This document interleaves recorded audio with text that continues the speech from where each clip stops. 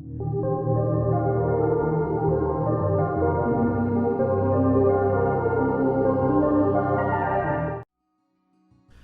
welcome everyone to another cubing video. So today we are going to be making use of cubes out of the Awake shop, as well as any Master Craftsman cubes / Meister cubes that I've come across in my weekly bossing. So the Awake event came to an end as I'm recording this on the 26th / 27th. Depending on your time zone. So there were a number of different cube packages in there, a number of different cubes relating to just event rings. So things like the Awake ring, which was available through the Awakening Scroll event, and then you could do things on the older rings, so things like the gem ring that comes out from time to time. And yeah, so I do have one of those on the Corsair. I don't really know what I'm going to use it for. I might just have it as like a backup ring that I might turn into something like drop rate or Meso Obtained, I'm not sure. I've done that on the Xenon, and I've also done that with a few of the other rings that aren't tradable, which is and isn't the best idea if you're wanting to move them around, but I think I'm pretty set on the characters that I'm wanting to do the farming on. And it's such a nice map. I think I'll miss it when it comes to it being taken away. I think it's still available at the moment because Nexon do that thing now where they keep the shop around for a little bit afterwards. It might disappear after the patch that's about to happen, to be honest. But yeah, it's as of it finishing, it was still available on the 27th, so you could go in and spend the coins if you'd forgotten to. So yeah, so we're just working on a number of different things. So there are, in my equip video I mentioned things like my emblem and my ghost ship badge, which needed some attention with the bonus potential, and then things that I'm trying to tier up like this Sweetwater monocle. Honestly, I think I'll probably get a lot of this done during the next Miracle Time whenever they announce that to be. But yeah, no harm in just throwing some black cubes on there. And I have had some luck with some Meister cubes as well in terms of getting things up to Legendary. So as we work on it, it'll be good just to have some progress there. You'll notice that the Corsair is 238, so I used the last experience potion that you got during the Awake event from the Awakening Scrolls to get from 237 to 238, and that was after training from 236 to 237.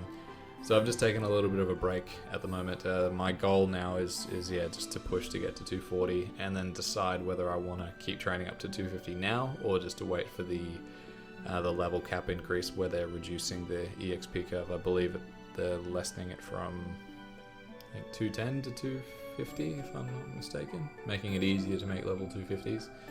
So just questioning whether I want to put in the extra effort to get it up to 250 now or not, because this character will probably stop at about 255.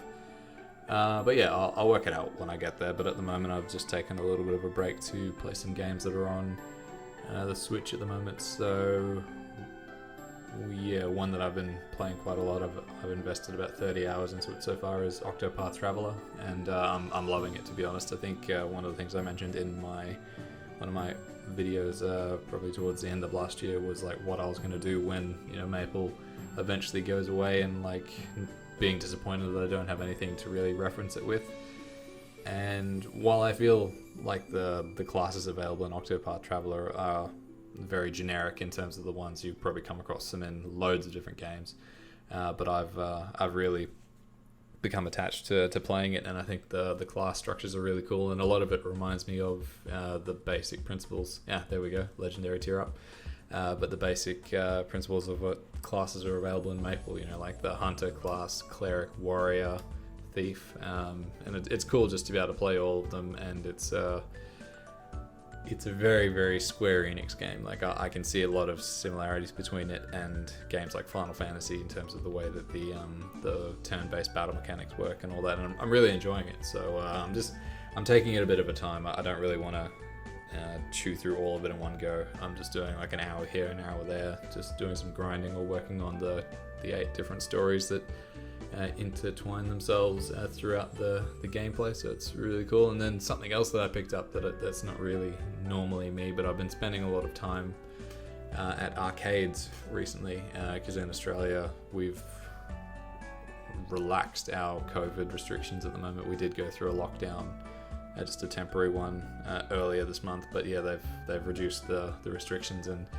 we've been able to go out again. So I think probably in like the last 2 or 3 weeks I've been to the same bar/arcade 3 times, and yeah, played on some arcade machines there, and yeah, just a few different things, and it really had me looking for like a nice 2D side-scrolling beat-em-up game, and that happened to coincide quite nicely with the release of Scott Pilgrim, the video game on I think it's on everything like PlayStation, Xbox, and Nintendo Switch. So I was pretty happy to get that because I never played it when it first came out. Like I remember seeing the movie like 11 years ago now, but I never played the video game that came out as well. So I've been doing a little bit of that. It's interesting. I've never had much experience with a beat 'em up like that before, so it's fun just to be able to play something new, and yeah, do something that's just a little bit out of the ordinary from what I've normally been playing. And I think I've really been spreading myself across a number of different games, but I've been getting into the new Grand Theft Auto online heist that came out in December. I never got around to finishing the introductory one, just like the actual storyline heist. That's the solo one. I think it's like Cayo Perico or something like that. But yeah, doing that one, and I've actually been doing a few more runs of it afterwards, just because it's not super easy, but it certainly gives you a number of different options in terms of how you want to complete something, and I really enjoy. Not that I was really good at it when I did a playthrough of all the Metal Gear Solid games on this channel, but I really enjoy trying to do stealth stuff, and that's an option that a lot of the GTA online heists have really promoted, the ability to do something through complete stealth where you just don't get detected.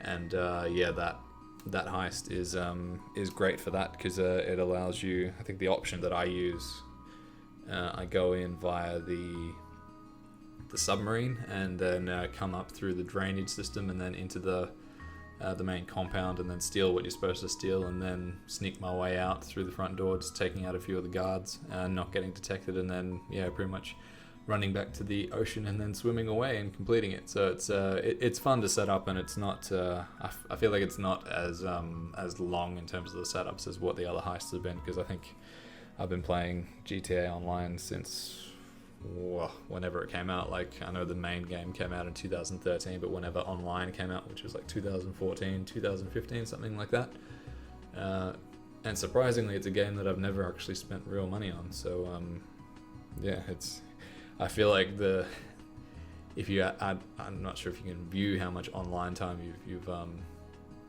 played, but yeah, if you look at the money spent compared to time for an online game, I think that's probably my best average in terms of the amount of money I've had to buy Grand Theft Auto 3 times on PlayStation 3, 4, and on PC.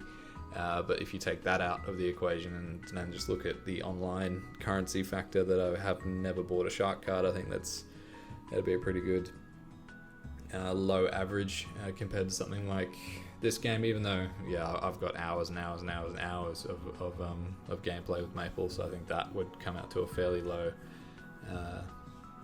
average of $1 per hour sort of thing. But yeah, it's fun. It's nice just being able to take a break from different things. So yeah, just taking a break from training at the moment, and I'll get that itch to go back to training, and I'll get it all done. And I'm sure that I'll get to 250 before the level cap increase. But yeah, that's really where I'm at. And then I am planning on doing my Pokemon Shield playthrough. What I'm waiting on is a new Nintendo Switch. So I've got a OG Switch, like the launch one, and I've got a Switch Lite.